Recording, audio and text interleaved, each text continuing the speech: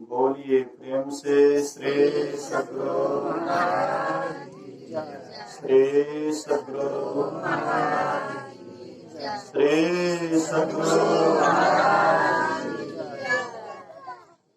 सत्संग सुधा शीर्षक अंतःकरण को पवित्र रखो। प्यारे लोगों, अपने शरीर को शौच से पवित्र करो, किंतु इतने से ही यह पवित्र नहीं होता है। हृदय की पवित्रता असली पवित्रता है। हृदय में पाप विचार न आने से हृदय पवित्र होता है। हृदय में पाप विचार आने से पाप करते हैं।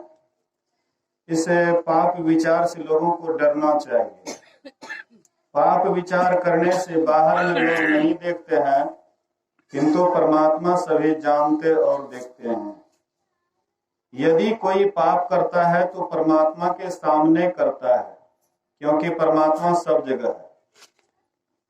बाहर में भी यदि कोई किसी को पाप करते देख लेता है तो लोग उसे दुराते हैं।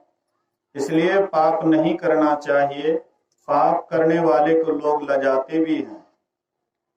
अपने शरीर की शुद्धि बाहर में शौचादि से और अंतःकरण की शुद्धि पवित्र कर्म करने से होती है। तुम्हारा शरीर शिवालय है, विष्णु मंदिर है।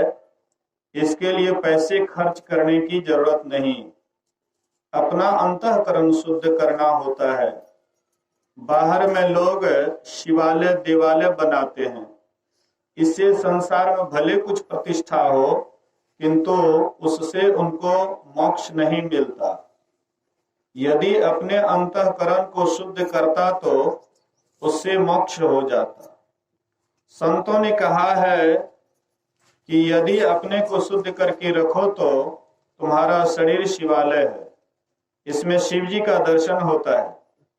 बाहर में लोग शिवलिंग को मोल लेते हैं, लोगों का बनाया हुआ, किंतु आपके अंदर ज्योति रूप और नाद रूप शिवलिंग परमात्मा का बनाया हुआ है। इसका ध्यान करते करते परमात्मा मिल जाते हैं। इसलिए शब्द की बड़ी महिमा है। ज्ञानियों ने कहा कि जो अपने अंदर में ठाकुर जी को देखना चाहता है वह अपने अंदर ध्यान करता है। शिवालय में नीचे जलधरी और उसके ऊपर में शिवलिंग रहता है।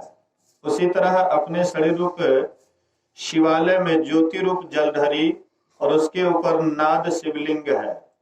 परमात्मा ने अमीर गरीब धनी निर्धन सबके लिए उनके शरीर में शिव जी की स्थापना कर दी है। सब कोई दर्शन कर सकते हैं। इसमें जाति पाति, धनी निर्धन, विद्वान और विद्वान की कोई बात नहीं।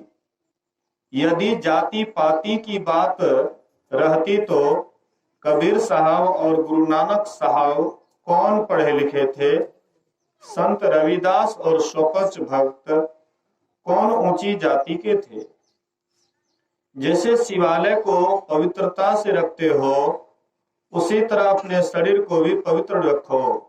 और जिस किसी ने संसार में बड़ा बड़ा काम किया है उसका नाम आज है, किंतु उसको मोक्ष नहीं मिला।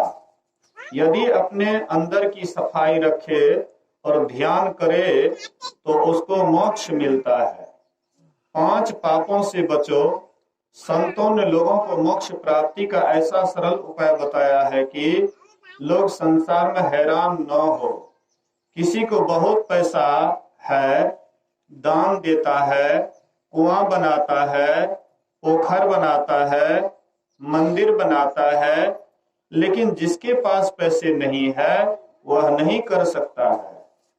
लेकिन दान देने के संबंध में ऐसा जानना चाहिए कि यदि कोई लखपति है और कोई एकदम गरीब है, यदि अपनी अपनी शक्ति के अनुकूल दोनों दान देते हैं, यानी लखपति बहुत देता है और एक गरीब अपनी शक्ति के अनुसार थोड़ा ही देता है, तो दोनों बराबर हैं।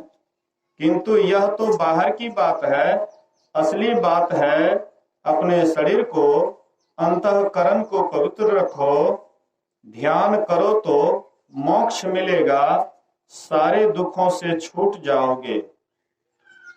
यह प्रवचन भंगहा कटिहार में दिनांक 1 महीना 7 1955 ईस्वी को प्रातःकालीन सत्संग में हुआ था। बोलिए श्री सद्गुरु महाराज की।